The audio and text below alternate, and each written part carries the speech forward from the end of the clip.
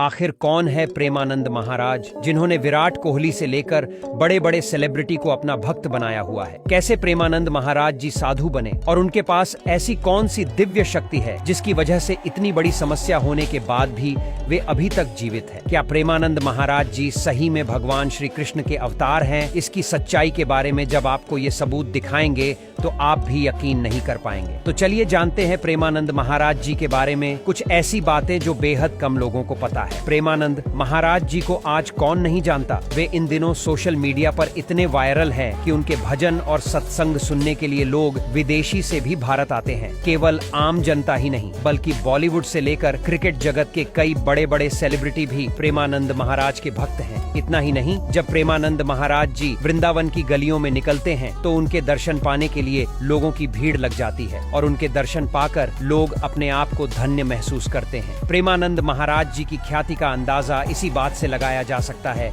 कि हर क्षेत्र के बड़े बड़े लोग उनके दरबार में हाजिरी लगाने आते जाते रहते हैं। लेकिन अक्सर सोशल मीडिया पर यह सवाल भी उठता रहता है कि आखिर प्रेमानंद महाराज हैं कौन? दरअसल प्रेमानंद महाराज जी का असली नाम अनिरुद्ध कुमार पांडे है, जो उत्तर प्रदेश के कानपुर के रहने वाले हैं। प्रेमानंद महाराज जी ने अपनी पढ़ाई अपने गांव से ही पूरी की है। उनके परिवार में शुरू से ही पूजा पाठ और धर्म के प्रति काफी आस्था थी। उनके पिता और दादाजी भी सन्यासी हुआ करते थे। प्रेमानंद महाराज जी बताते हैं कि उनकी माताजी भी सन्यासी हुआ करती थी। इतना ही नहीं, उनका पूरा परिवार साधु संतों की सेवा किया करता था और धर्म के प्रति लोगों को जागरूक करना उन्हें शुरू से ही काफी अच्छा लगता था। इसीलिए 5वीं क्लास पूरी होते ही उन्होंने सन्यासी बनने का मन बना लिया। लेकिन 8वीं क्लास तक उनकी पढ़ाई चलती रही और 9वीं क्लास में आते आते उन्होंने पूरी तरह से सन्यासी जीवन अपना लिया। लेकिन उनका ये फैसला उनके परिवार वालों को सही नहीं लगा और उनके घर वालों ने उन्हें ऐसा न करने की सलाह दी। लेकिन प्रेमानंद महाराज जी अपना मन बना चुके थे, इसीलिए उन्होंने आधी रात को अपना घर छोड़ दिया और बनारस चले गए, जहाँ उनका नाम आर्यन ब्रह्मचारी रखा गया। अपने ब्रह्मचारी जीवन की शुरुआत में प्रेमानंद जी महाराज भिक्षा मांगकर एक समय का भोजन किया करते थे। ऐसे में कभी उन्हें भोजन मिलता था और कभी कभी कई दिनों तक उन्हें भूखा रहना पड़ता था और वे गंगा जल पीकर ही अपनी भूख प्यास को शांत किया करते थे। लेकिन जब उन्हें एक संत ने भगवान कृष्ण और राधा रानी के रासलीला कार्यक्रम के लिए न्योता दिया और प्रेमानंद महाराज जी ने ये कार्यक्रम देखा तो वे मंत्र मुग्ध हो गए और उन्होंने वृंदावन जाने का फैसला किया। वृंदावन आकर प्रेमानंद महाराज जी घंटों घंटों तक राधा रानी के मंदिर में बैठकर उन्हें निहारत रहते थे और घंटों घंटों राधा रानी की भक्ति में लीन रहा करते थे। इसके बाद प्रेमानंद महाराज जी ने राधा वल्लभ संप्रदाय में जाकर शरणागत मंत्र ले लिया और अपने गुरु की 10 साल तक सेवा की और राधा रानी की भक्ति में ध्यान लगाते रहे। प्रेमानंद महाराज जी सत्संग भी किया करते थे, जिसमें वे लोगों को अच्छाई के मार्ग पर चलने के लिए काफी अच्छी बातें बताया करते थे। और इसी वजह से जब उनके वीडियो सोशल मीडिया पर वायरल होने लगे